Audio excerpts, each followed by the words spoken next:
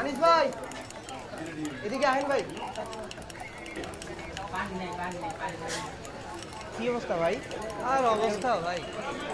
রাতুল ভাই, আনিস ভাই একটা চা দাও। তা বাজারে যাচ্ছেন মনে হচ্ছে। ও ভাই, জিনিসপত্রের যে দাম তাতে আর বাজারে যাওয়ার সাহস থাকে না।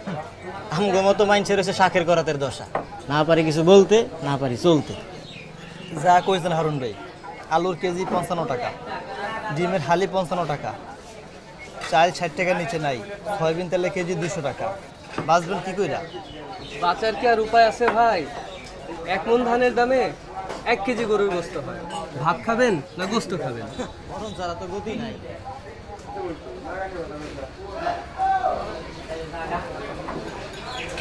থাকেন ভাই, যাই দেখি বাজারে কি অবস্থা।